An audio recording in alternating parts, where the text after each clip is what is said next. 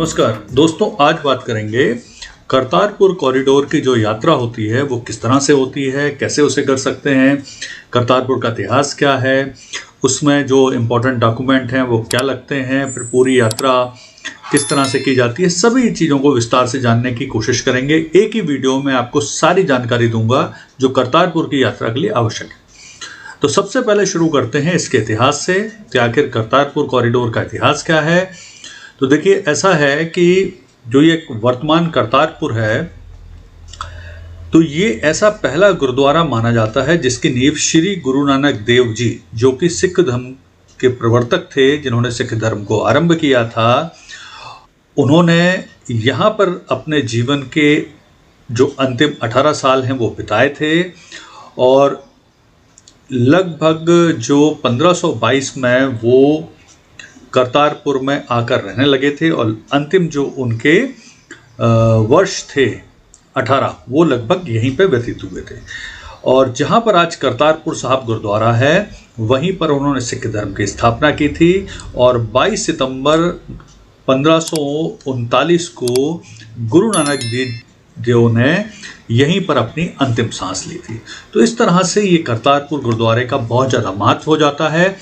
यह स्थान मूल रूप से जो पाकिस्तान का नरोवाल डिस्ट्रिक्ट है वहाँ पर स्थित है। ये भारत में नहीं है, पाकिस्तान के नरोवाल में है। और इसके निकटतम जो भारत का प्रमुख रूप से शहर है वो है पंजाब का गुरदासपुर। गुरदासपुर ज़िले में ये आता है, और वैसे तो अमृतसर भी पास है, लेकिन ये गुरदासपुर ज़िले में आता है। तो ये मूल रूप से वो कॉरिडोर है, ये जो आप देख रहे हैं। और ये कॉरिडोर एक 4 किलोमीटर का कॉरिडोर है बॉर्डर पर, जो भारत की बॉर्डर से लेके पाकिस्तान के नरोवाल डिस्ट्रिक्ट में ये कॉरिडोर जो डेरा बाबा नानक साहब गुरुद्वारा है यहाँ तक जाता है। तो ये मूल रूप से इस कॉरिडोर का थोड़ा सा इतिहास है। अब हम देखते हैं कि आखिर इसको जाने के लिए जो रजिस्ट्रेशन होता है उसका प्रोसेस क्या है और कहाँ से हम इसे शुरू करते हैं। तो ये जो रजिस्ट्रेशन है उसके लिए आपको मैं सीधा साइट पे ले चलता हूँ। तो ये साइट है जहाँ पर आपको रजिस्ट्रेशन इस यात्रा के लिए करना है, वो है मिनिस्ट्री ऑफ होम अफेयर्स की एक साइट है जिसका नाम है प्रकाश पर्व 550.ma.gov.in। ये होम मिनिस्ट्री की वेबसाइट है, यहाँ पर आपको आना पड़ता है।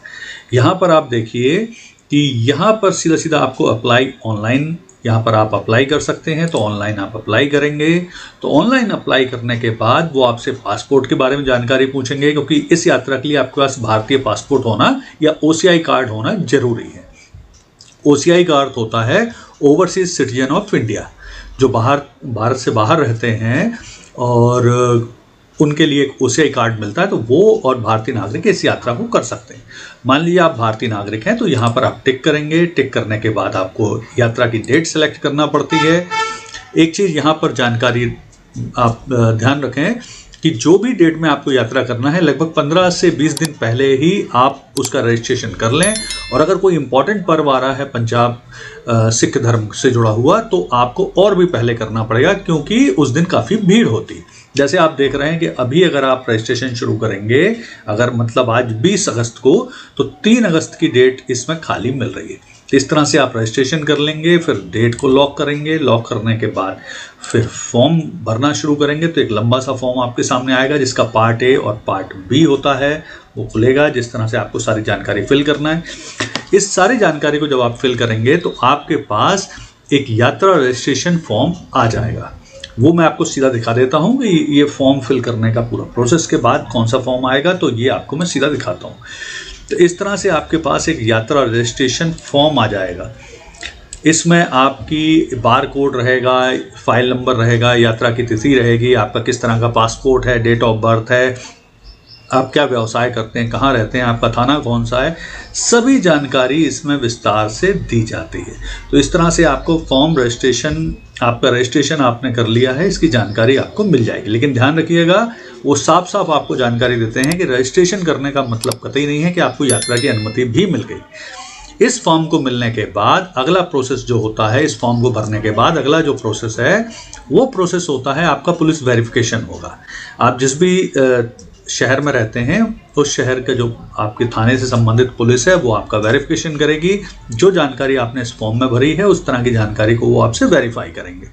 उसके बाद वो अपनी रिपोर्ट सबमिट करेंगे और फिर आपको यात्रा की तिथि से लगभग 4 दिन पहले, मैं अगेन इसको रिपीट कर दूं, आपको यात्रा की तिथि से 4 दिन पहले ही एक ETA मिलेगा।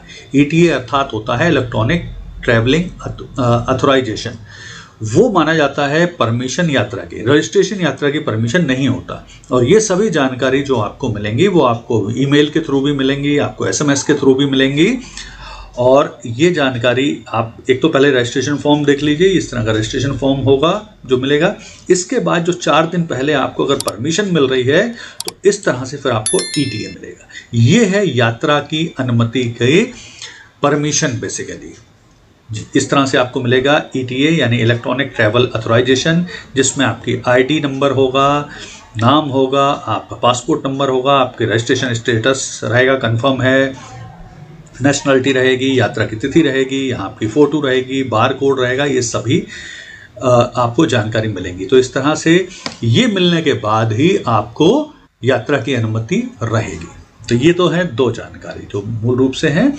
और सारी जो जानकारी फॉर्म भरने से संबंधित है वो आपको जो इस वेबसाइट है, जिसको मैं फिर से एक बार बता देता हूँ, prakashparv550.mha.gov.in, यहाँ से आप फॉर्म भर के सारा वो कर सकते हैं। तो ये तो है प्रारंभिक जानकारी। इसके बाद में कुछ आपको बेसिक जानकारियाँ और दे दूँ। बेसिक जानकारियाँ, इस जब साइट पे आप जाएंगे तो इसमें आपको बहुत सारी जगह बहुत सारे आपको इन्फॉर्मेशन मिलेगी, डूज एंड डोंट मिलेंगे कि क्या करना है क्या नहीं करना है। एक चीज़ और ध्यान रखिएगा कि यात्रा करने से पहले आपको ध्यान रखना है कि इस साइट को चेक करते रहना है, जिसमें बहुत सारे इंस्ट्रक्शन आपको मिलेंगे। इस साइट से जुड़े हुए बहुत से इंस्ट्रक्शन मिलेंगे जो ये लाल कलर में चल रहे हैं। जैसे आपको 72 घंटे पहले यात्रा से अपना RT-PCR रिपोर्ट सबमिट करना पड़ेगी। इसके बाद वो अलग अलग इससे संबंधित जानकारी आपको देते रहेंगे। तो ये सब जानकारी के लिए आप अपनी यात्रा तिथि से पहले इसको ज़रूर चेक करें। एक चीज़ और ध्यान रखिए कि यात्रा के लिए पाकिस्तान की जो साइट है, वो पाकिस्तान की जो अथॉरिटी है वो आपसे $20 की फ़ीस चार्ज करते हैं, तो वो डॉलर के रूप में भी आपको फ़ीस ले जाना पड़ेगी। इसके अलावा जो भी आप शहर से यात्रा कर रहे हो, मेरा आपको सजेशन है कि जब आप इस तरह की करतारपुर यात्रा की योजना बनाएं तो उसके लिए अच्छा है कि आप अमृतसर को सेंटर बनाइए, जिसमें आप अमृतसर, जलियांवाला बाग, बाघा बॉर्डर वगैरह घूमें। और अमृतसर से लगभग 65 किलोमीटर दूर ये करतारपुर बॉर्डर है, तो वहाँ से जाएं। तो इससे 2-3 दिन का प्लान आप बना सकते हैं। तो अमृतसर घूमने के साथ साथ आप करतारपुर कॉरिडोर भी जा सकते हैं। तो ये है एक बेसिक सी जानकारी जो आपके लिए आवश्यक है। और पाकिस्तान में जाके क्या करना है क्या नहीं करना है, उसके सारे वीडियो अभी आपको लिंक में आगे मिलते जाएंगे, सारी जानकारी के वीडियो आपको मिलते जाएंगे। और इसके बाद भी अगर आपको कोई डाउट है, कोई क्वेश्चन है, क्वेरी है, तो आप निश्चित तौर पे पूछ सकते हैं। नमस्कार दोस्तों, आज हम हैं करतारपुर कॉरिडोर में। ये बिल्कुल बॉर्डर पे है पाकिस्तान के। और आप जैसा देख रहे हैं ये टर्मिनल बिल्डिंग है। इस टर्मिनल बिल्डिंग में जिस तरह से इमिग्रेशन होता है और भी इंटरनेशनल एयरपोर्ट पे, यहाँ भी इसी तरह से इमिग्रेशन होता है। इसके बाद फिर हम इसके बाद पार करके जाएंगे पाकिस्तान वाले एरिया में। लगभग 4 किलोमीटर का एक कॉरिडोर है। उसके बाद फिर डेरा नानक साहब में पहुँचेंगे। आगे मैं धीरे धीरे आपको जानकारी देता रहूँगा। ये करतारपुर का टर्मिनल बिल्डिंग है जो मैं आपको लुक दिखा रहा हूँ। और ये पाकिस्तान बॉर्डर पर बना हुआ है। करतारपुर बिल्डिंग का कॉरिडोर का जो इंडियन इमिग्रेशन वाला बिल्डिंग है वो है, तो आप इसे देख सकते हैं। ये पूरी बनी हुई बिल्डिंग और ये पूरा कॉम्प्लेक्स है। और ये करतारपुर कॉरिडोर के लिए हम निकल गए हैं इमिग्रेशन गेट से। ये लगभग 0 लाइन तक हमें लेके जाएगा। ये करतारपुर कॉरिडोर से 0 लाइन की तरफ हम जा रहे हैं टर्मिनल बिल्डिंग से। और अभी हम खड़े हुए हैं 0 लाइन पे और यहाँ से अब हम जाने वाले हैं पाकिस्तान की ओर 0 लाइन। और अभी हम हैं 0 लाइन पे। ये भारत और पाकिस्तान के बीच में करतारपुर कॉरिडोर का बिल्कुल बीच वाला हिस्सा है। अब यहाँ से हम जाएंगे अब पाकिस्तान में। और ये है वेलकम टू पाकिस्तान। बस अब हम बढ़ने वाले हैं पाकिस्तान की ओर। ये जो सामने सफ़ेद पट्टी है वो है जीरो लाइन, और हम लोग अब पाकिस्तान में प्रवेश करने वाले हैं, और ये है जीरो लाइन।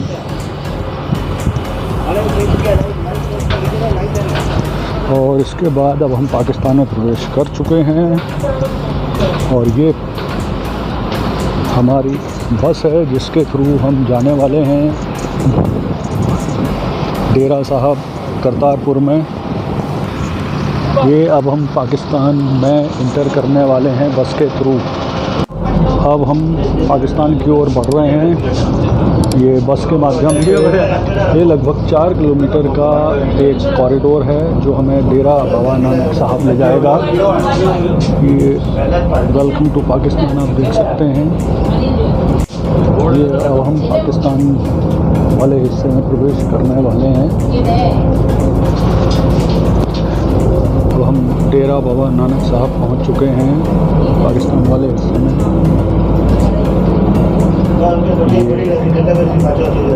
डेरा बाबा नानक साहब है जहां पे अब पार्किंग होने वाली है। अब हम ऑलमोस्ट वहां पे पहुंच गए हैं।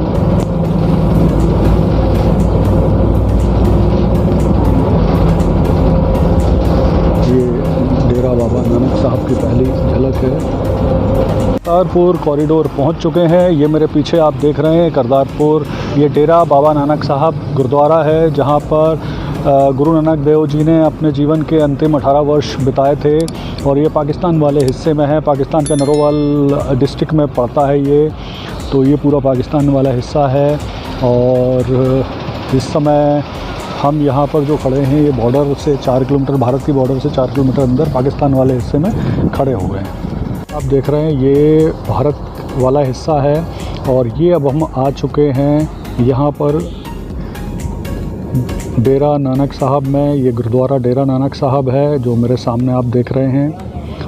गुरु नानक डेरा साहब पहुंचने के बाद सबसे पहले हमको करेंसी चेंज कराना होती है, और जो करेंसी है उसमें यहाँ पर जो फ़ीस है वो $20 की जो फ़ीस है वो लगती है, और इसके बाद ही आप प्रवेश कर सकते हैं। और दोस्तों अब हम आ चुके हैं इमिग्रेशन को पार करने के उपरांत। अब हम आ गए हैं मेन एंट्रेंस बिल्डिंग में, और मेन एंट्रेंस बिल्डिंग के बाजू में ही गुरुद्वारा गुरु नानक देव साहब का गुरुद्वारा है, और ये मेन एंट्रेंस बिल्डिंग है।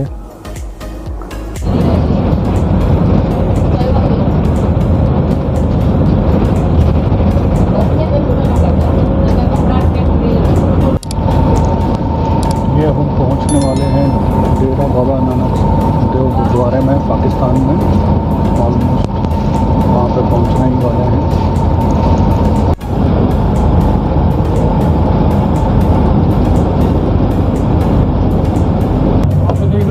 और अब ये रावी नदी आई है,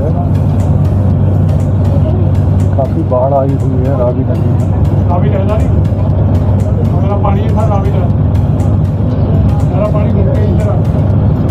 और आप जो मेरे पीछे देख रहे हैं ये डेरा बाबा नानक देव साहब गुरुद्वारा पाकिस्तान है। करतारपुर पहुंच चुके हैं। ये पाकिस्तान के नरोवाल डिस्ट्रिक्ट में है। फाइनली हम करतारपुर साहब गुरुद्वारे के अंदर आ चुके हैं। ये वही स्थान है जहां पर गुरु नानक देव जी ने अपने जीवन के अंतिम 18 वर्ष बिताए थे। पास में ही रावी नदी बहती है जो अभी आते हुए हम लोगों ने देखी। इसके अलावा ये बहुत ही शानदार गुरुद्वारा है, पूरा सफ़ेद, काफ़ी मार्बल से, ग्रेनाइट वगैरह से बनाया हुआ है, और बहुत ही बड़े क्षेत्र में ये फैला हुआ है। हम फाइनली अब यहाँ पर आ चुके हैं करतारपुर कॉरिडोर के अंदर, नानक देव गुरुद्वारे के भीतर इस समय आ चुके हैं। बहुत ही विहंगम दृश्य है, आप देख सकते हैं।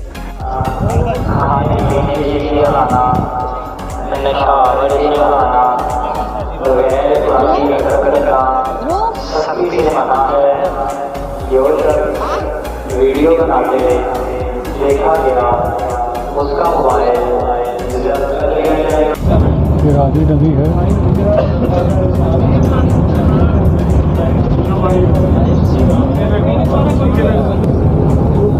ये ये रावी नदी का पुल है और अब हम वापस भारत की बॉर्डर की तरफ जा रहे हैं। ये रावी नदी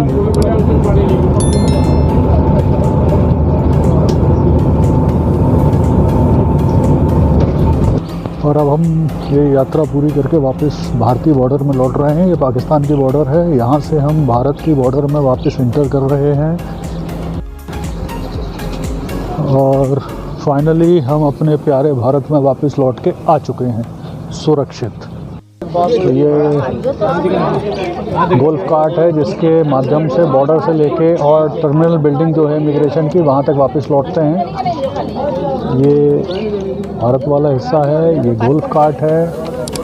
इसके अलावा ये पाकिस्तान वाला हिस्सा है जो आपने फिर से एक बार देखा।